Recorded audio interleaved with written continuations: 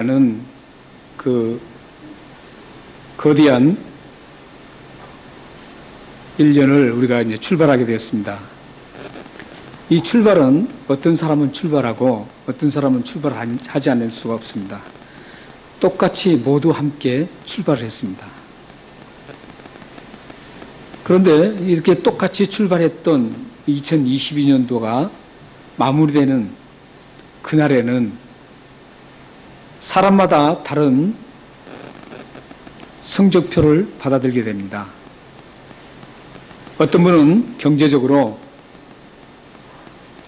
잘 이끌어서 성공적으로 경제를 이끌어서 넉넉한 그 성적표를 받아보신 분이 있을 것이고, 어떤 분은 경제적으로 어려워진 성적표를 받아볼 수 있습니다. 또한 대인관계에서도 어떤 분은 좋지 못했던 대인관계가 회복되어서 그 회복된 즐거움을 누리는 그 결론을 받아든 분이 있을 것이고, 반대로 좋았던 그 관계가 망가뜨려져서 그 마지막 그날에 마음 아파하신 분도 있을 수 있습니다. 이렇게 똑같이 출발했지만 여러 가지 셀 수 없는 그 여러 가지의 결론은 각자 다르게 받아들일 수 있습니다.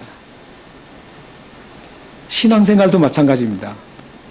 신앙생활도 똑같이 우리가 2022년도를 출발했지만 2022년도가 마무리되는 그 시점에서 우리가 생각해 보면 어떤 분은 믿음이 견고하게 더욱더 다져진 분이 있는가 하면 어떤 분은 조금 있던 믿음마저도 모두 상실하고 또 그 믿음이 사라지는 그런 분도 있을 수 있습니다.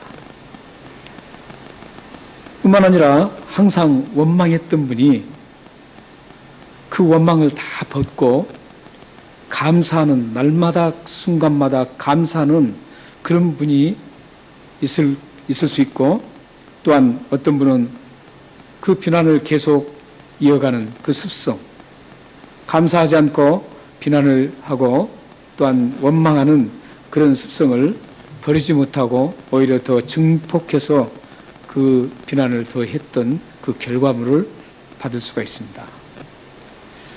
일반 우리 삶이든 우리의 신앙생활이든 우리는 반드시 출발했으니까 다음에 그 출발선 마지막 그 결승점에서는 반드시 그 결과들이 우리에게 나타납니다. 똑같이 출발했는데 365일이 지난 후에 왜 이런 다른 결과가 주어질까요? 그 요인이 있겠죠. 망가뜨린 요인이 있고 이렇게 세워지는 그런 요인이 반드시 있습니다. 우리 그리스도인들도 영적으로 삶을 둔화시키고 영적으로 세워지는 그런 요인이 반드시 있습니다.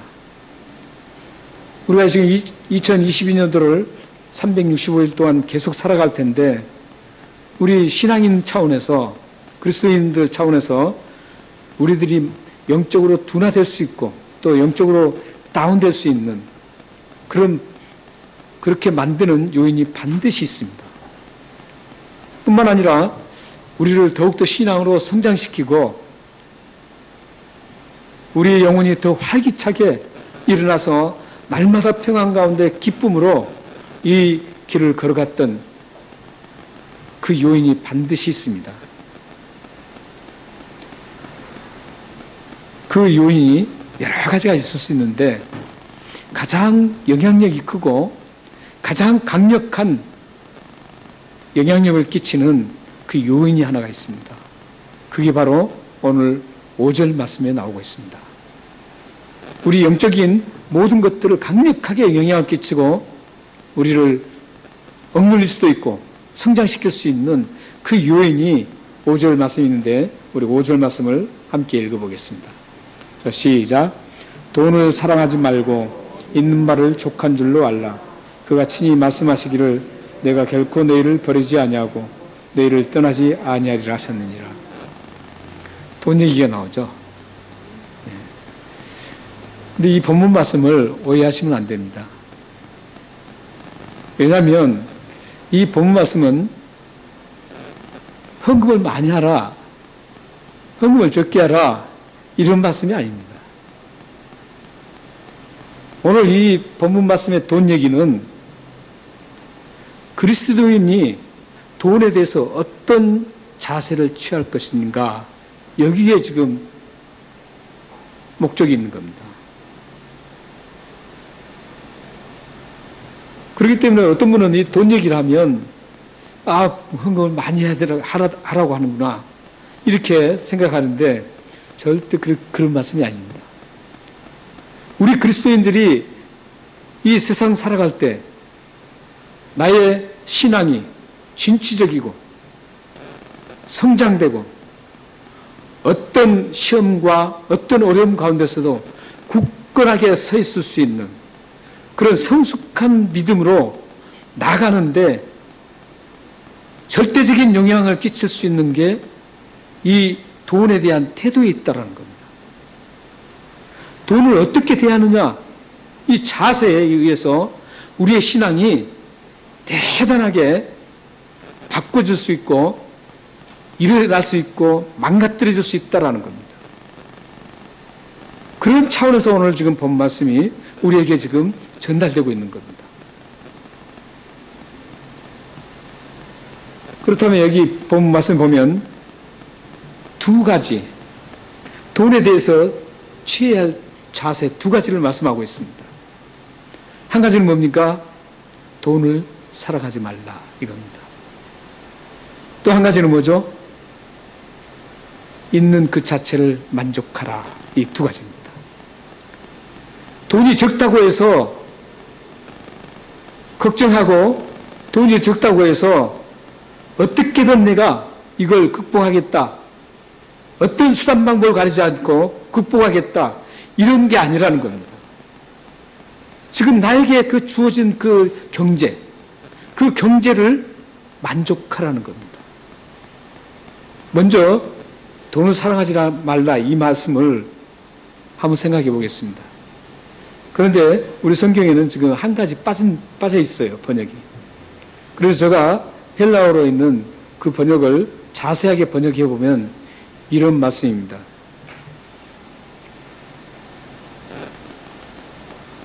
자세히 번역을 하면 생활 방식이, 이 부분이 빠져 있습니다.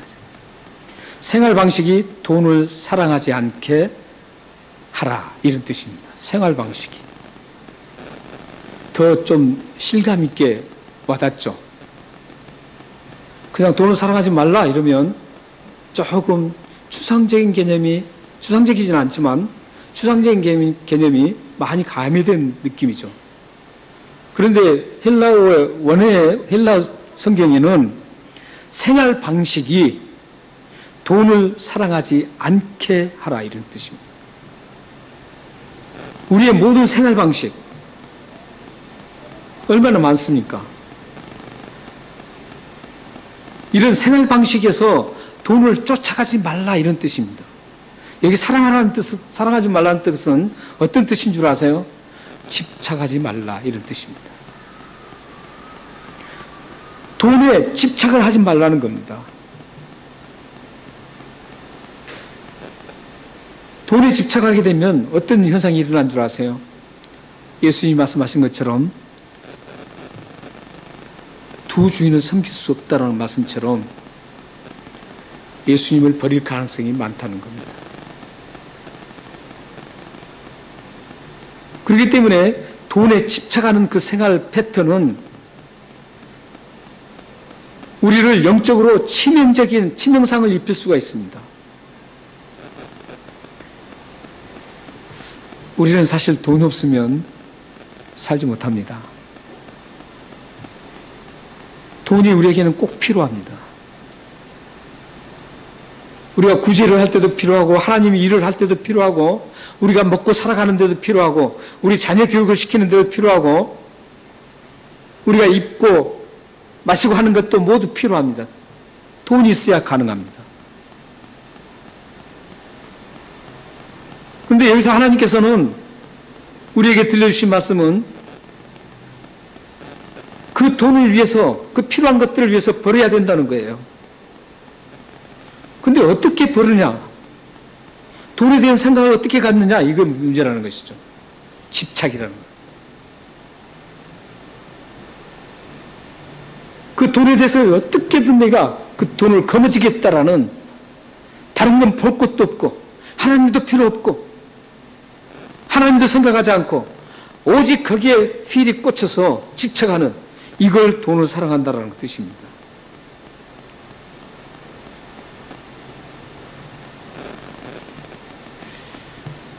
우리는 지금 새 출발선에 있습니다.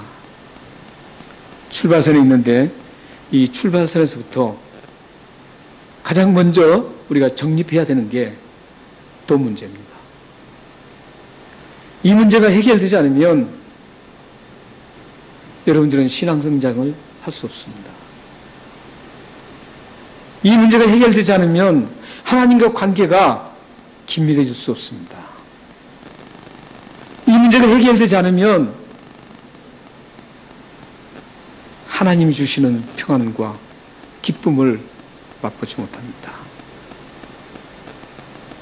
우리의 신앙생장도, 우리의 기쁨도 평안도 이 돈을 어떻게 잘 정립하느냐, 여기에 딸려 있습니다. 그 첫 번째가 돈을, 우리의 모든 생활 방식에서 돈에 집착하지 말라는 겁니다. 우리는 그리스도인입니다. 하나님의 은혜로 구원받은 하나님의 백성들입니다. 그러면 어디에 집착해야 되겠습니까? 돈에 집착해야 되겠습니까? 아니면 주님 나라를 위해서 하나님 앞에 집착해야 되겠습니까? 두 주인을 섬길 수 없습니다. 하나님 나라를 위해서 하나님을 섬기는데 집착하면, 집착하지 않고 돈에 집착하면 그게 바로 곧 우상숭배입니다. 그래서 오늘 본 말씀은 우리가 이 출발선상에 있을 때 이 부분을 반드시 잘 정리하면 2022년도가 우리 영적으로 풍성함을 누리게 될 것이고,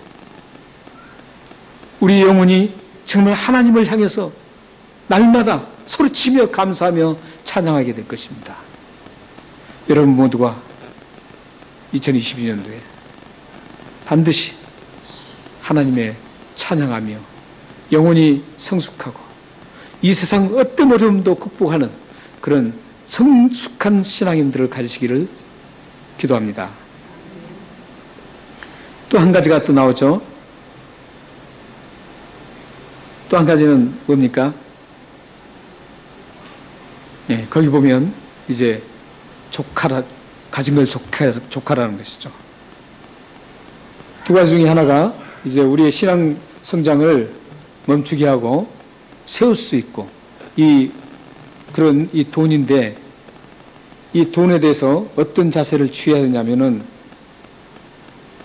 있는 바를 족한 줄로 알라는 것이죠. 가진 것을 만족하라는 겁니다. 가진 것을 만족해야 되는데, 이 만족하지 못할 때 일어나는 부작용이 굉장히 많습니다. 지금 현대는 사실 우리가 가진 게 굉장히 풍성합니다. 굉장히 풍족합니다. 특히 한국에 살든지 우리 고국에 사는 분이라든지 이 호주라는 이런 대단한 좋은 곳에 사는 분들, 우리는 사실은 모든 게 풍족합니다. 가만히 따져보면 옛날 왕들, 임금들이 먹지 못한 것들을 먹고 살고 있고요, 왕과 임금들이 누리지 못한 것들을 우리는 다 누리고 살고 있습니다. 그런데도 불구하고 결핍증을 느끼고 있다는 것이죠. 왜 그럴까요? 상대적인 비교 때문에 그렇습니다.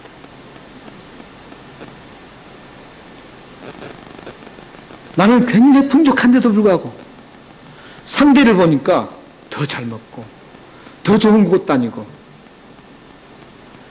더 멋있는 옷을 입고, 더 좋은 집에 살고, 이런 상대적인 비교의 결핍증을 우리가 가지고 있다는 것이죠. 그래서 우리는 만족을 못하는 겁니다. 저 사람은 저러는데 나는 이렇게 초라하게 사는가? 저 사람은 대굴 같은 집에 사는데 나는 이렇게 초막 같은 데 사는가? 이렇게 비교하게 되면 그 초막 자체도 굉장한 지금 누리고 사는 건데도 불구하고 비교를 하면 결핍을 느끼게 됩니다.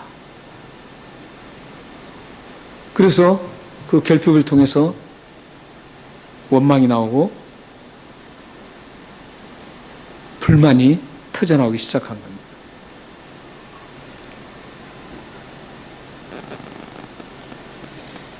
사실 이렇게 돈을 사랑하고 이 결핍증을 부족한 것, 만족을 모르면 대단하게 치명적인 일들이 일어나는데 사도 바울이 디모데 전서 6장 10절에서 돈을 사랑하고 돈의 결핍증을 느끼는 사람들은 어떤 결과가 주어지는지를 말씀하고 있습니다. 함께 한번 읽겠습니다. 시작. 돈을 사랑함이 일만하게 뿌리가 되나니 이것을 탐내는 자들은 미혹을 받아 믿음에서 떠나 많은 근심으로써 자기를 찔렀도다. 저기 보면 사랑함과 탐낸다는 두 단어가 나옵니다. 사랑한다는 것은 그 돈을 집착하는 것이고 탐낸다는 것은 만족을 모른다는 뜻입니다. 돈에 집착하고 내가 가진 그 모든 지금 가지고 있는 상태를 만족하지 못하고 다른 것을 탐욕을 느낄 때 어떤 결과가 나옵니까? 미혹을 받게 됩니다. 근데 그 미혹이 어떤 미혹이냐면 믿음에서 떠나게 만듭니다. 그러니까 돈을 집착하면 그게 일만하게 뿌리가 된다는 것이죠. 뿌리가 뭡니까? 뿌리는 보이지 않죠. 그런데 이 뿌리 굉장히 중요합니다. 뿌리가 없는 나무는 없습니다. 여러분의 이를 가지고 계시는데, 입에 이를 가지고 계시는데 이 이도 뿌리를 가지고 있습니다. 그러니까 임플란트 같은 거 이렇게 할 때 본 그 얘기 들어보면 이 뿌리가 튼튼하지 않으면 이것도 잘 안 된다 그래요. 뿌리가 굉장히 중요합니다. 이 뿌리는 언제 어느 때에 어디에서 다시 솟아나올지 모릅니다. 돈을 집착하게 되면 어떤 결과가 있냐면 그 악이 언제 나를 지배할지 모릅니다. 근데 악을 갖다 저기 보면 일만하게 뿌리라고 그래요. 일만하게 뿌리라는 것은 어떤 의미냐면 모든 악의 뿌리가 된다는 것이에요. 돈이. 살인의 뿌리도 될 수 있고요. 미움의 뿌리도 될 수 있고요. 속임수의 뿌리가 될 수 있고요.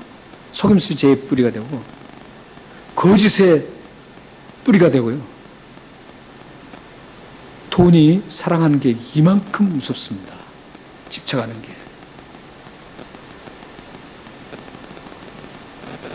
그리고 보면 탐내는 거 보십시오. 탐내는 거 보면 만족하지 못할 때 일어나는 현상이 뭐예요? 믿음에서 떠나게 돼요. 믿음에서 떠나서 끝나면 모르는데 근심이 쌓이는 거예요. 한번 생각해 보십시오. 만족하지 못한 사람들은 일어나는 게 뭔지 아세요? 근심이에요. 그렇잖아요. 만족하면 근심이 없죠. 만족하지 못하니까 자꾸 근심하는 거예요. 이게 부족하다고 느끼니까. 특히 아까 말씀드린 대로 상대적으로 부족한 걸 느끼니까 저분은 저렇게 살고 있는데 나는 지금 살고 있는 것도 굉장히 대단한데도 불구하고 나는 왜 이렇게 사는가? 이렇게 근심을 하게 되는 것이죠. 결국은 그 근심은 자신을 찔린다는 것이죠. 찔린다는 건 뭘까요?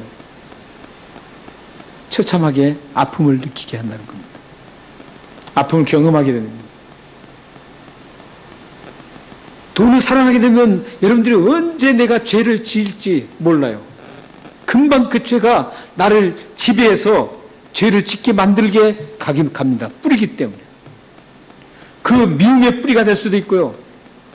심지어는 어떤 사람은 자기 부모를 죽이는 그런 살인의 뿌리가 되고요.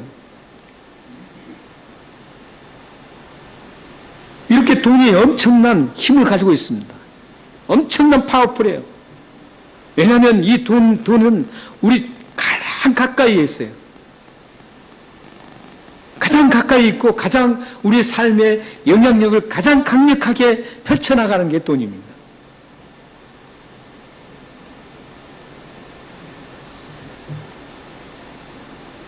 그렇다면 우리는 돈을 사랑하지 않고 돈에 집착하지 않고 만족하면서 살아갈 수 있는 그 방법이 뭘까요? 방법이 있어야 될 게 아니에요. 무조건 돈을 사랑하지 말라, 집착하지 말라,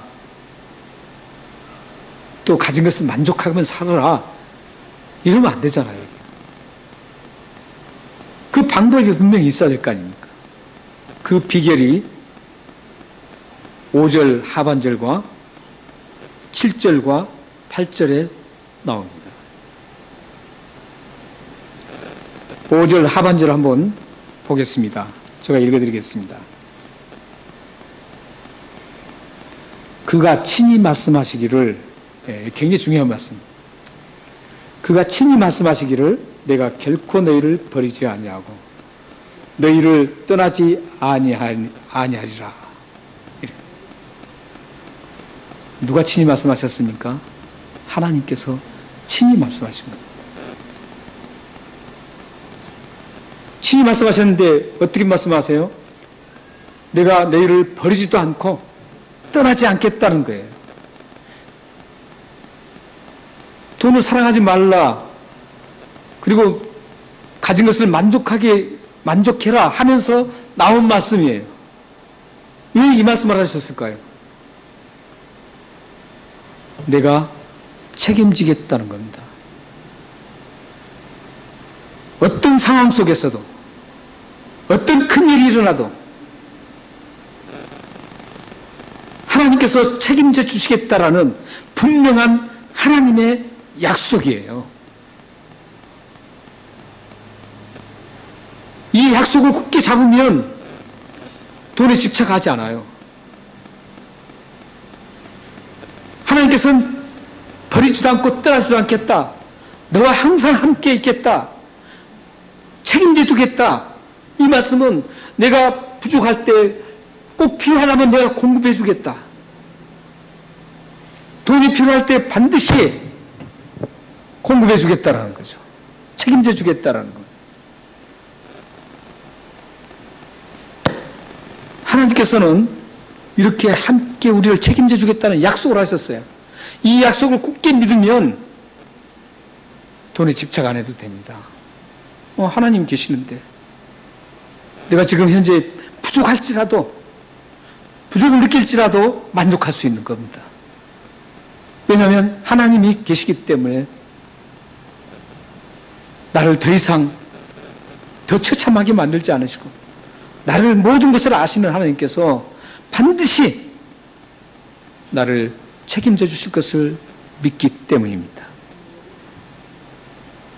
2021년도 여러분들 사시다 보면, 22년도 사시다 보면 부족한 게 참 많을 수 있습니다. 꼭 필요한 것도 또 많이 있을 수 있어요. 돈이 꼭 필요할 때가 있을 겁니다. 저도 이제 이렇게 매년 이제 이렇게 살아가다 보면 돈이 참 꼭 있었으면 좋겠다 할 때가 많이 있습니다. 언제냐면 돈이 정말 필요한 분이 계세요. 돈이 꼭 필요한 분이 계세요. 근데 그 돈이 적은 돈이라면 그냥 우리가 쉽게 할 수 있죠. 근데 참 큰 돈이 있을 때가 있어요. 큰 돈이 필요할 때가. 그러면 정말 하나님 정말 저에게 저런 돈이 있다면 그냥 딱 드리겠는데 이런 생각을 할 때가 참 많이 있습니다. 우리 돈이 참 필요할 때가 있거든요. 근데 하나님께서 우리가 그럴 때 어떻게 해야 되느냐면 내가 그 돈을 다 감당하지 못해도 내가 지금 가지고 있는 그걸 주려고 하는 그런 마음 주면 되는 것 같습니다. 제가 이제 오래전의 간증입니다. 오래전의 간증인데 어느 분이 갑자기 저하고 이제 같이 공부를 했던 분이에요. 호주에서. 뉴트럴 미션 바이블 칼리지에서 함께 공부를 했던 분입니다. 근데 어느 날 갑자기 연락이 안 되다가 어느 날 갑자기 연락이 왔어요. 자신이 지금 한국을 나가게 됐다고. 그래서 급하게 이제 우리 돼지 저금통이 있었어요. 그래서 돼지 저금통을 다 모아가지고 동전을 가지고 그분이 어려운 상태였거든요. 동전을 가지고 공항에 나가서 그걸 전달해 줬어요. 근데 사실 그걸 우리 기억을 못 했어요. 다음에 이제 이분이 얘기해서 알았습니다. 근데 그걸 받고 한국을 가셨습니다. 가셔서 그 아프던 몸이 싹 좀 많이 회복되고 지금은 이제 목회도 꽤 크게 하십니다. 그분이 이제 만나가지고 그 얘기를 하더라고요. 굉장히 어렵게 나가는 상태에서 그 돼지 저금통 그 당존을 받고 얼마나 울었는지 모른대요. 그게 크고 적고가 아니라 그러니까 돈이 참 필요해요. 우리가 살다 보면 참 필요한데 우리가 이 필요한 돈을 하나님께서는 반드시 공급해 주십니다. 그게 적은 돈도 그게 공급해 주시는 겁니다. 큰 돈이라고 해서 우리가 못할 게 없는 겁니다. 내가 할 수 있는 만큼 하면 되는 겁니다.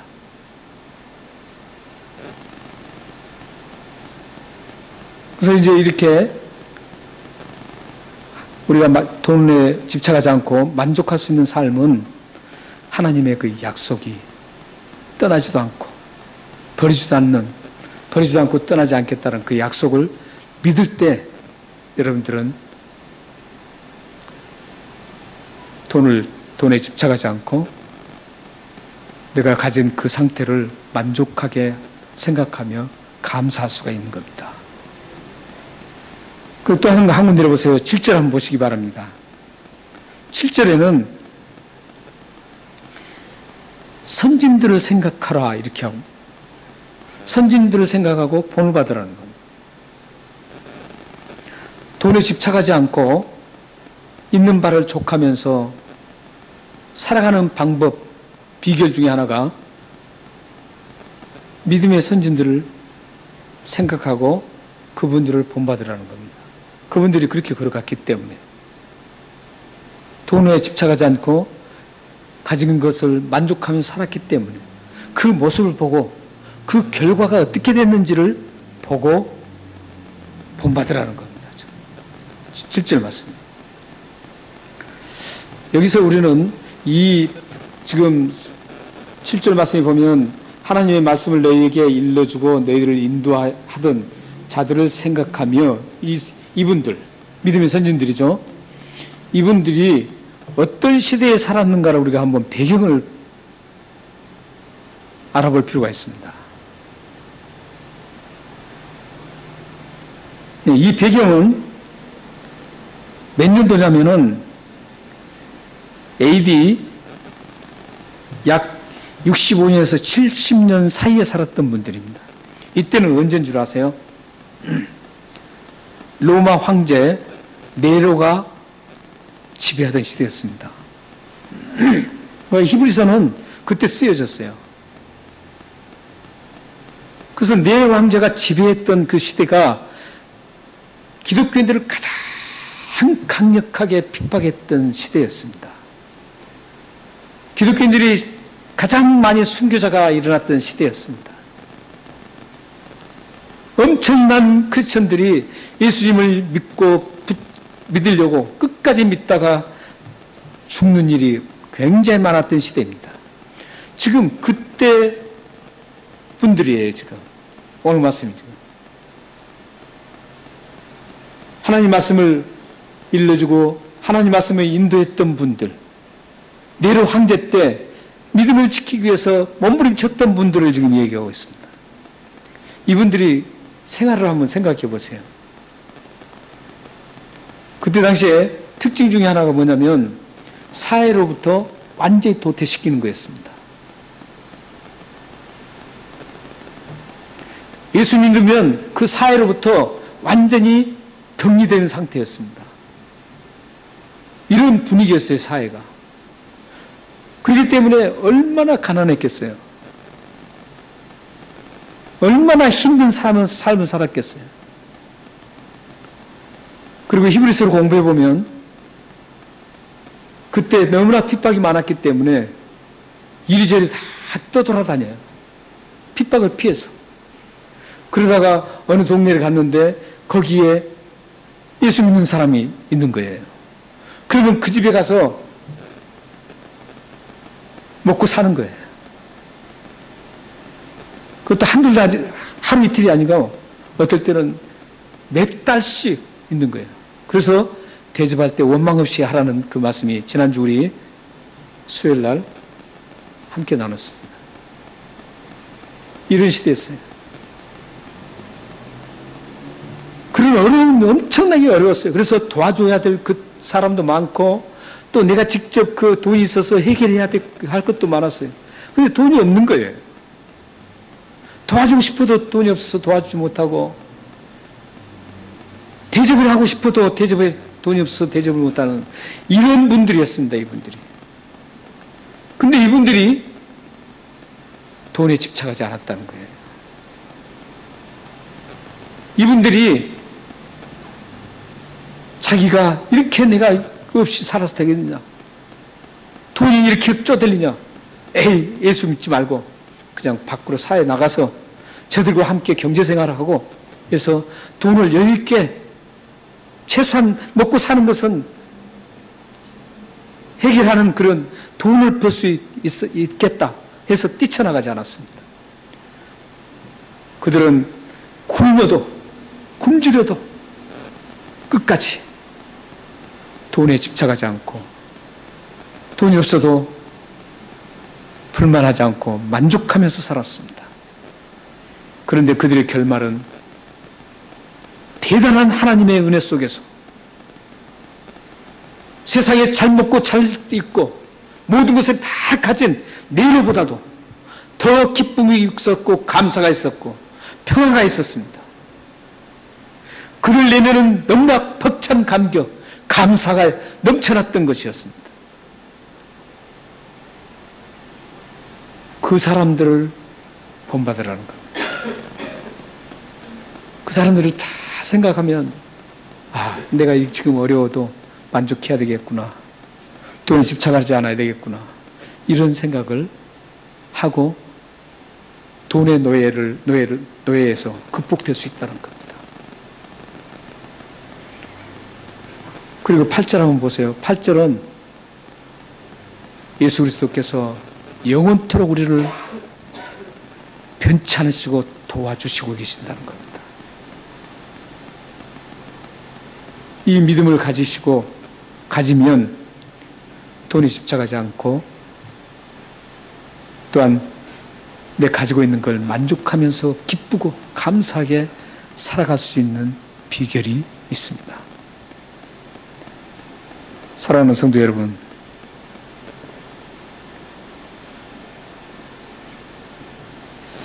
여러분들이 살아가는 모든 곳에는 돈이 필요합니다.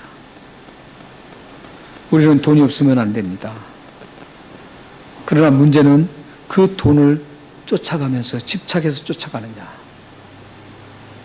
만족하지 못하고 뭔가 더 모든 것들을 가지고 싶은 그 욕망이 있느냐, 이게 문제입니다.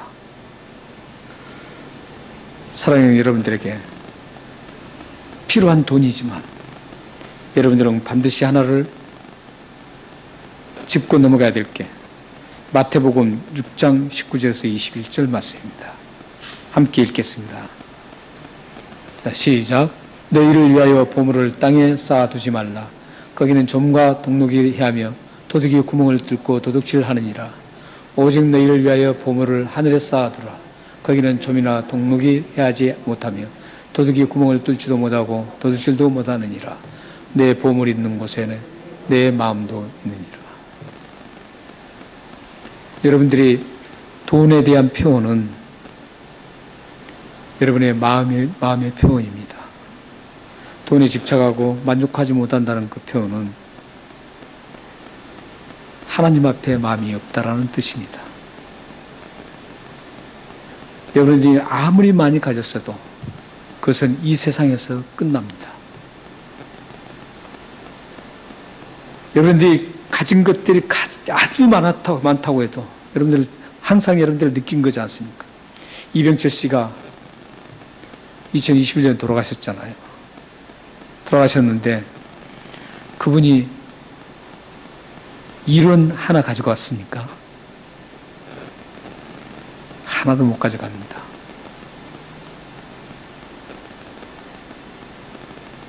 이병철 씨뿐만 아니라 돈 있는 사람도 돈 없는 사람도 하나도 가져가지 못합니다. 이 세상에 사는 날 동안 여러분들이 만약에 여러분들에게 돈이 여유 있다면 그 돈을 어떻게 사용해야 할까요? 만약에 여러분들에게 풍성한 물질이 경제적으로 여유가 있다면 그 경제적인 여유를 여러분들은 어떻게 사용하면서 살기를 원하십니까?